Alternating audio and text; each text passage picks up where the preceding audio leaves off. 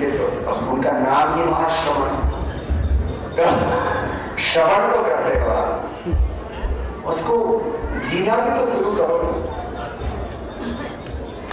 अब आप आचार्यों के सानिध्य में आए और फिर आपके मोटे मोटे पेट लेकर घूमते रहे हैं,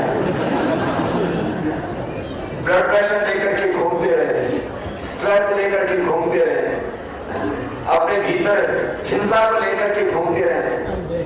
ये हिंसा होती है। सुबह से शाम तक आप में जो नोक झोंक होती है, ईमानदारी से बता दो, घर में पति पत्नी का आपस में झगड़ा होता है कि नहीं होता, नोक झोंक होती है कि नहीं होती, ये तो हिंसा, ये वाचिक हिंसा, मानसिक हिंसा, किसी का कत्ल करना, ये तो हिंसा की पराकाष्ठा है। माने आप तब सच्चे जैन कहलाएंगे जब आपके घर में एक बार भी पति पत्नी में कोई विवाद ना हो, कोई देखो ये बहने कितने खुश रहेंगे, तुम अपनी को अच्छी साड़ी तो दे देते हो, अच्छा घर भी बना देते हो, अच्छे गहने भी बना देते हो, लेकिन अच्छी साड़ी पहन के, अच्छे गहने पहन के, अच्छे घर में रह करके भी खुश नहीं है।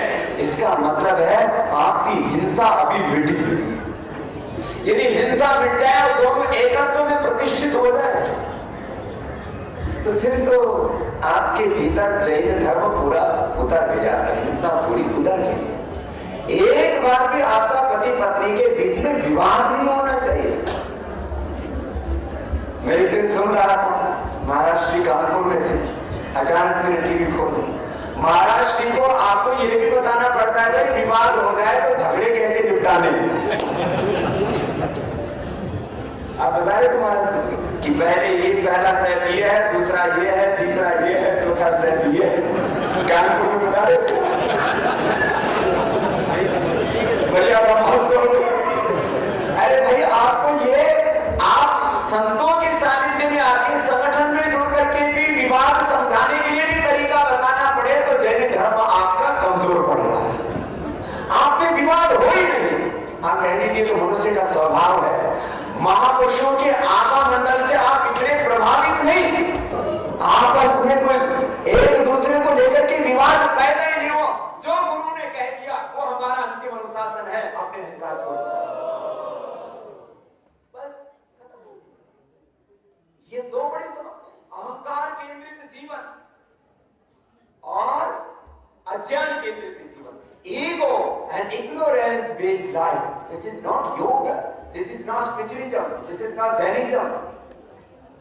संस्थाएं जहां होती है सबसे बड़ा काम है संस्थाओं को चलाना था। इसमें कौन अध्यक्ष होगा, कौन उपाध्यक्ष होगा, कौन सेक्रेटरी होगा, किसकी कितनी चलती है, अरे ये लेकर के तुम गुरुओं के सानिध्य में आओ, ऐसा होना ही नहीं चाहिए। कुछ ऐसा करो कि जो गुरु ने कह दिया, जो हमारे आचार्य श्री का आदेश है वो हमारे लिए अंतिम है, वो हमारा सुप्रीम कोर्ट है। उससे आगे इधर उधर सोचना ही नहीं पड़े। घर के बारे में लिखा, मैं संस्था के बारे में लिखा, मैं भी झेलता हूं जैसे ये आपको झेलता। ये हम लोग इतना समझाते हैं फिर भी वो दिव्यता उतर नहीं पाती है। हम लोग धर्म में भी अपने अहम को लेकर के आते हैं। हमारे गुरुजी में बहुत छोटी छोटी बातें बताते थे, आपको योगी होकर के कैसे जीना है। जोगी जोग जुगत से करना, अहंकार की ताकत मिथ्या, जीव जगत के पाप निकल कर तनवत छाया करना, उमड़ उमड़ कर हृदय गगन में धर्म मेघ बन झरना। जोगी जोग जुगत से करना, अहंकार की ताकत मिथ्या, अपने सन्मुख धरना। समदृष्टि दीपक लेकर में जनमन जोगी भरना, जोगी जोग जुगत से करना। हम लोग ना जीते हैं लेकिन पद पद पर फिसल फिसल करके जीते। ये जो ध्यान में आप प्रवेश करोगे ना तो सब कुछ रहेगा, गृहस्थ भी रहेगा, प्रॉस्पेरिटी रहेगी, बड़ी फैक्ट्री रहेगी, जितनी चला रहे हो उससे हो सकता है 10 गुनी बड़ी हो जाएगी। आप तो आर्थिक गतिविधियां करते हैं, शायद आपसे ज्यादा हम लोग करते हैं, लेकिन हमें कभी भी कोई स्ट्रेस नहीं होता। तुम्हारा बीपी बढ़ता रहता है, तुम्हारी शुगर बढ़ती रहती है। सुनो, हमने दुनिया का सबसे बड़ा हार्वर्ड फूड पार्क बनाया, सबसे बड़ा। हजारों करोड़ रुपए की आर्थिक गतिविधियां करते हैं, सैकड़ों नहीं, कितनी, हजारों करोड़ रुपए की, लेकिन एक पॉइंट भी ब्लड प्रेशर नहीं बढ़ता, एक पॉइंट भी शुगर नहीं बढ़ता, एक पॉइंट भी कोलेस्ट्रॉल नहीं बढ़ता है, और हीमोग्लोबिन 17.5 से नीचे नहीं आता। तुम लोग ऐसे परेशान रहते हो। है मस्त रहो, बस आत्मानुशासन में जियो। जो आत्मानुशासन में जीता है वही सच्चा जैन होता है, जो जिन धर्म में, आत्मधर्म में जीता है। ये है हमारी धर्म। अब आप लोग सुनते तो बहुत हो, तो आज आपसे प्रार्थना है कि जो सुनते हो ना उसको जीना सीखो। बस जीना शुरू कर दिया तो जैन हो जाओगे। जानने और जीने में भेद खत्म हो जाएगा। फिर आप, ये तो अंतर की यात्रा है। अब अंतर की यात्रा में भेद कहां हो गया? अंदर इंद्रियों में तो भेद है नहीं, इंद्रिय की इच्छाओं में भेद है नहीं। फिर इच्छा मुक्ति की जो स्थिति है, मुक्ति, उसमें भी भेद नहीं है। भीतर भेद नहीं है तो बाहर बाहर भेद दिखता है। सबकी शरीर अलग दिखती है, सबकी वेशभूषा अलग अलग दिखती है, भेद मात्र इतना ही है। इसकी जब आप ध्यान करने लगे तो न प्रेक्षा में आपको अंतर दिखेगा, न आपको अष्टांग योग में अंतर दिखेगा, न ध्यान समाधि में अंतर दिखेगा। यह अंतर मुक्ता आनी चाहिए। परान चिखानी व्यतन स्वयं तस्मात् परान पश्यति न अंतरात्मान कश्चित् धीरः प्रत्यक आत्मानम् ऐक्षता आवृत चक्षुः अमृतत्वमिच्छन् प्रजहात् यदा कामान् सर्वान् पार्थ मनोगतान् आत्मन्येवात्मना तुष्टः स्थित प्रत्यस्तदोच्यते। ये है हमारी अंतर्मुखता की यात्रा। 2-3 उपाय बता देता हूं आपको। यदि अंतर्मुखी होना है तो क्या क्या कर सकते हैं आप? भीतर की यात्रा शुरू तो हो ना, उसका कुछ दर्शन तो हो। तो महाराज श्री तो आपको उपाय बताते ही रहते, वो आप सुन चुके हैं, इसलिए उनको दोहराना। जब मैं गुरुकुल में पढ़ता था, ये कई बात है, कई 28-30 वर्ष पहले की, तब हमारे जो गुरु जी हैं आचार्य प्रद्युम्न जी, वो आचार्य महाप्रज्ञ जी की, जब मैंने यहाँ नाम भूलना शुरू किया तो उन्होंने सोचा कि बाबा जी नाम भूल गए। देखो, मैं जब 30 साल पहले जब गुरुकुल में था, तब हमारे गुरु जी पढ़ा करते थे श्रद्धेय आचार्य महाप्रज्ञ जी। उसी दौरान मैंने श्रद्धेय आचार्य महर्षि प्रज्ञ जी के बहुत से ग्रंथ पढ़े, फिर आचार्य तुलसी जी के ग्रंथ पढ़े। मैं जैन परंपरा में सबसे अधिक मैंने यदि किसी को पढ़ा है तो आचार्य महाप्रज्ञ जी हैं, फिर आचार्य तुलसी जी हैं, फिर हमारे महाश्रवण जी। बाकी तो सभी दिगंबर परंपराएं, अलग अलग परंपराएं, सब महापुरुषों से मेरा प्रेम है। लेकिन और इसमें भी प्रेक्षा ध्यान की जो प्रक्रिया है उससे मेरा विशेष लगाव इसलिए था कि मैं दोनों में भेद देखता ही नहीं हूं। अब आपको अंतर्मुखी होना है, मेरा कौन से उपाय आपको बड़े गुरु जी ने बताए, महर्षि बताते हैं। मैं कुछ आपको उपाय बताता हूं। आपको यदि अंतर्मुखी होना है तो उसमें मदद मिलेगी आपको। तो शास्त्रों को साक्ष्य भाव से देख करके फिर अंदर की यात्रा और वो सारी चीजें आप सोच चुके हो, वो भी उपाय है। एक उपाय कपालभाति, अनुलोम विलोम, भस्त्रिका, ये 3 प्राणायाम आरोग्य के लिए भी करते हैं। कुछ तो मुझे ऐसे जा रहे हैं कि शायद कभी कभी करते हैं। सुनो, औषधियां न लेनी पड़े, यह आपके धर्म की दृष्टि से भी जरूरी है और यह आरोग्य की दृष्टि से भी जरूरी है। एलोपैथी की बहुत सी औषधियों में तो पशुओं के अंश होते हैं, वहां पर आपको वैसे ही ब्रेक लग जाता है। इसलिए हमारे जो है मुनि प्रवर जो है लगभग 99% औषधियां लेते ही नहीं है। लेते हैं तो उसमें सारा चेक करवाते हैं कि इनके इंग्रेडिएंट्स क्या है, एक्टिव कंपोनेंट्स क्या है। तो एक तो ये प्रक्रिया है कि आप जो है जब ये प्राणायाम करते हो तो एक तो आरोग्य के लिए जब करते हो तो ये प्रक्रिया होती है, 5 सेकंड में लेना, 5 सेकंड में छोड़ना, ये इसका टाइमिंग है। ठीक है। एक कपालभाति की प्रक्रिया है जो लीवर के लिए, स्प्लीन के लिए, इंटेस्टाइन के लिए, पेनक्रियास के लिए, हेपेटाइटिस के लिए, और जो कठिन से कठिन रोग है उनसे मुक्ति पाने के लिए आप करते हैं, क्योंकि सारा शरीर भी यहाँ से चलता है और हमारी जो चेतना है वो यहाँ से चल रही है। और लोगों के लिए कपालभाति अनुलोम विलोम की बड़ी भूमिका है। आप ये करें, इसका एक लाभ है। इससे अभी 3 चीजें बता रहा हूं, इससे जुड़ी हुई थेरेपी बात करता हूं। तीसरी थेरेपी क्रिया करते हो 5 सेकंड भस्त्रिका और अनुलोम विलोम, इसमें 5 सेकंड में देना, 5 सेकंड में छोड़ना होता है। कपालभाति में 1 सेकंड, ये इसका राइट मेथड होता है। तो ये तो हो गया आरोग्य की दृष्टि से। अब आपको ध्यान लगाना है, मन से पार जाना है। तो मैं कुछ उपाय बता रहा हूं, क्योंकि प्रेक्षा ध्यान का सीजन चल रहा है, तो इसमें आपको ध्यान की कुछ विधियां बता रहा हूं, जो जिसको हम भी खुद अनुभव करते हैं, उसको जीते हैं। वो कह रहा हूं आप करके चलें, आपको 1 मिनट में आपको ध्यान लगाना है तो क्या करना है। ध्यान जड़ता मूर्ता नहीं है, जहां आपकी चेतना की पराकाष्ठा में आप जाते हैं वो है ध्यान। तो 3 उपाय अभी पहले बता रहा हूं। 1 मिनट में आप ध्यान लगाना चाहते हो, शर्त यह है कि निरोगी होना है। उच्च रक्तचाप, हृदय रोग और शरीर में बीमारियों को मत करना, ये पूर्ण स्वस्थ व्यक्तियों के लिए। और यदि आप बीमार हो तो पहले धीरे धीरे कर लेना, भस्त्रिका, कपालभाति, अनुलोम विलोम, आप पूर्ण आरोग्य मिल जाए तो फिर ये कर सकते हो। तो 1 मिनट में पूरे शरीर से तो पसीना छूने लगेगा।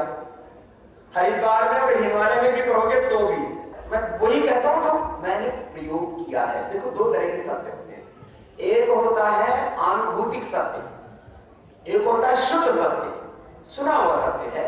उसको महापुरुषों ने अलग अलग वैज्ञानिक बोली, सुना अनुभव क्या होगा। मैं वो कह रहा हूं जो अनुभूतिक सत्य। आप करके देखो 1 मिनट, ये जवानों के लिए है, जो युवा है उनके लिए है, जो पूर्ण स्वस्थ है उनके लिए है। मैंने बोला ये बीमारों के लिए नहीं है। मैं 2 बार इसलिए बोल रहा हूं, कभी हो सकता है कल को अभी यहां से जाके कोई करे बोले बाबा क्या कर गए। तो 1 मिनट आप तेजी से श्वास लो छोड़ो। एक धीमा वाला तो हमने सीख ही रखा है, प्रेक्षा ध्यान में आपको सिखाते सूक्ष्मतम होता जाता है, परिदृष्टा अधीन सूक्ष्म, वो प्रेक्षा ध्यान में भी है, वो योग दर्शन में। दूसरा है कैसे, ऐसे कर, इसको ऐसे नहीं, कैसे इसको बढ़ाएंगे, कैसे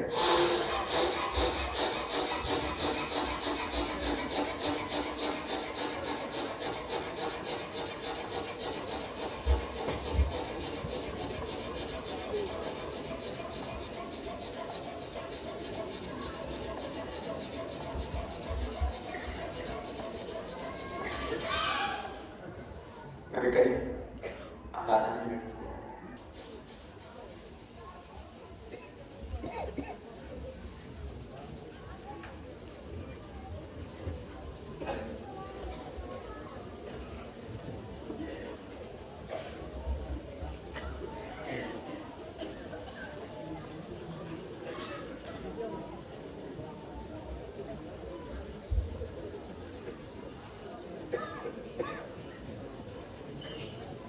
आधा मिनट किया, 100 बार हो गया।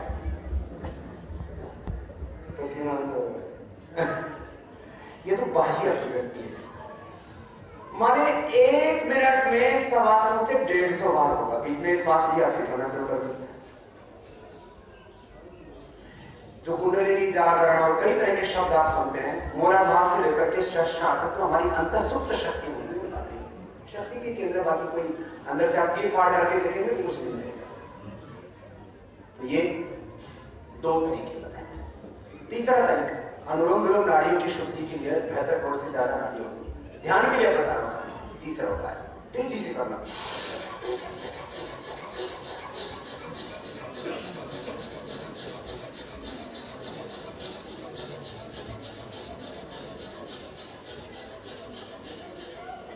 अभ्यास करना पड़ेगा। 1 मिनट में ध्यान लग जाएगा। ध्यान लगना क्या कह रहा हूं, चित्त के 2 सामान्य धारणा। चित्त सोचना जानता है और सोचना बंद हो जाए तो सोना सुसुप्ति जानता है। पार शुरू होता है ध्यान। करीब 20-25 वर्षों तक मेरी ये बाधा पड़ी रही। ऐसा महसूस हो रहा है सुनने। बचपन से मैं बहुत विचारशील रहा हूं, बहुत तर्कशील रहा हूं।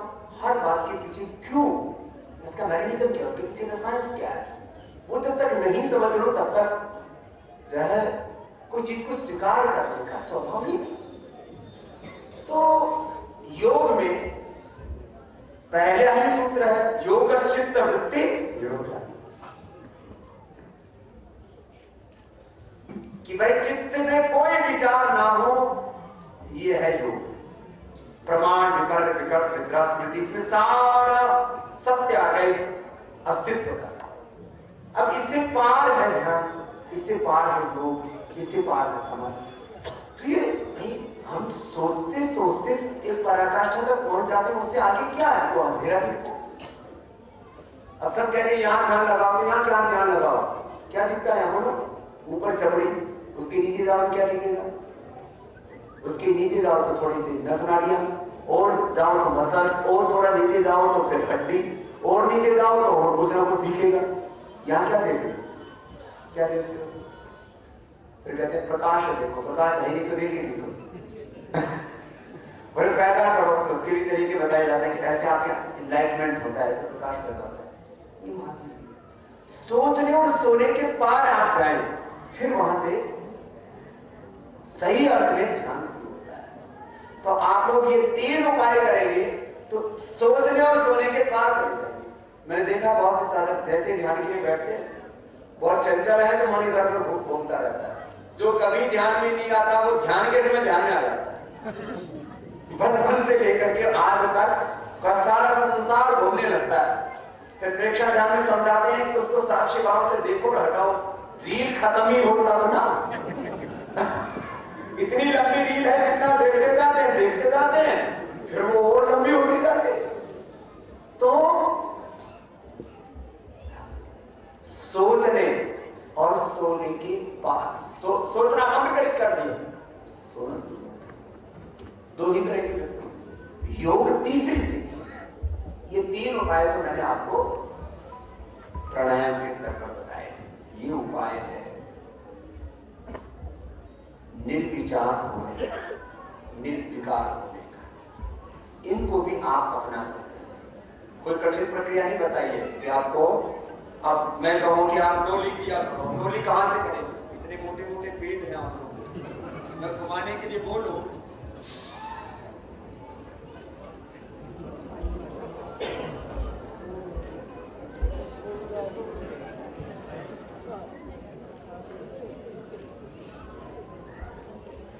मारवाड़ी लोग मार खाते हैं तो आगे की वजह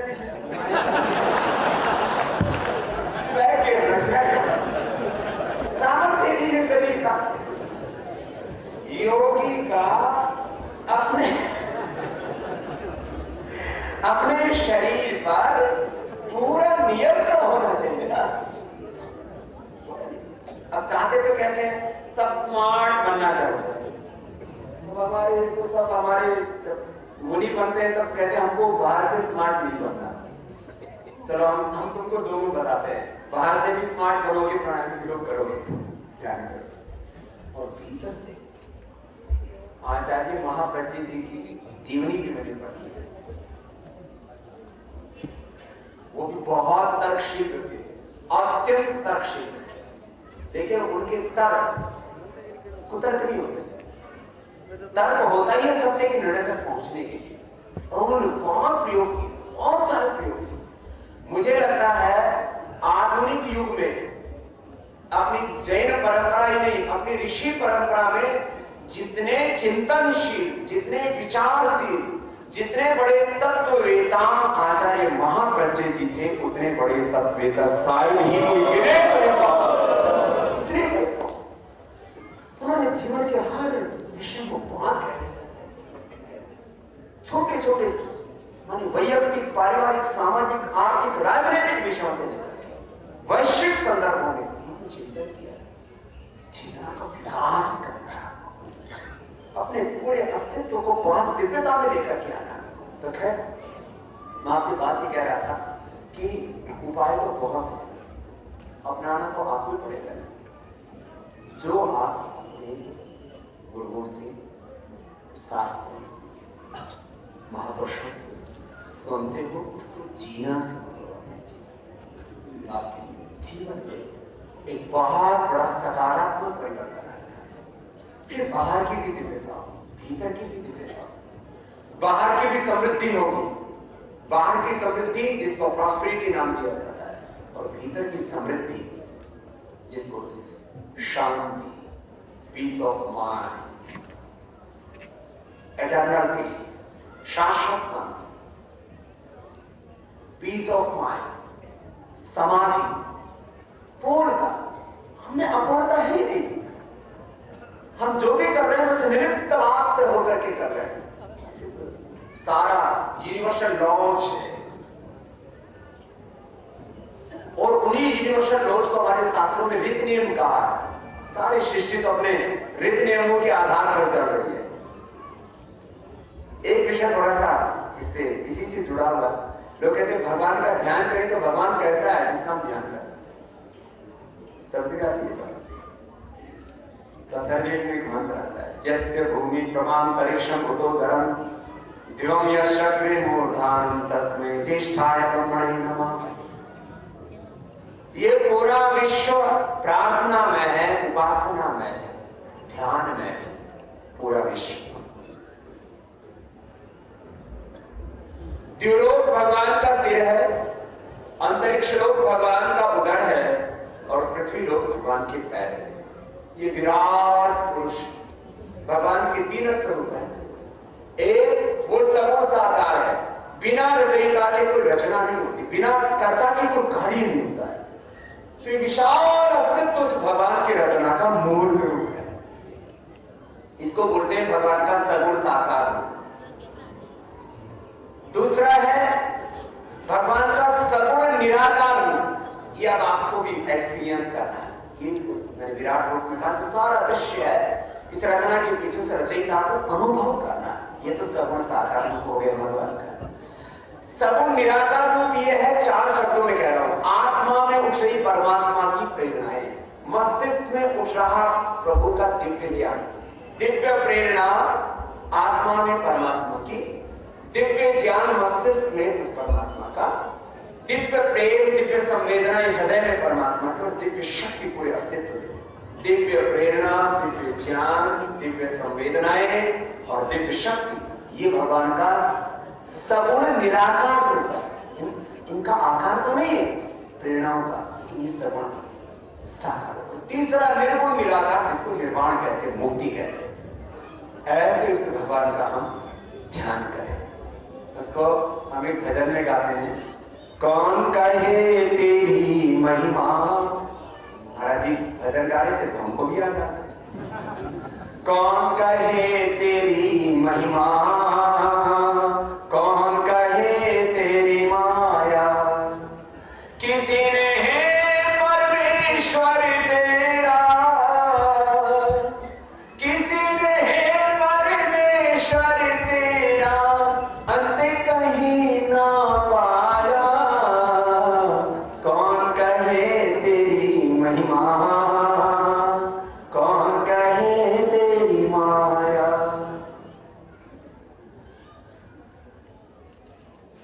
सारे सूरज चांद सितारे भी तुझ में हैं, सभी समंदर सभी किनारे भी तुझ में हैं।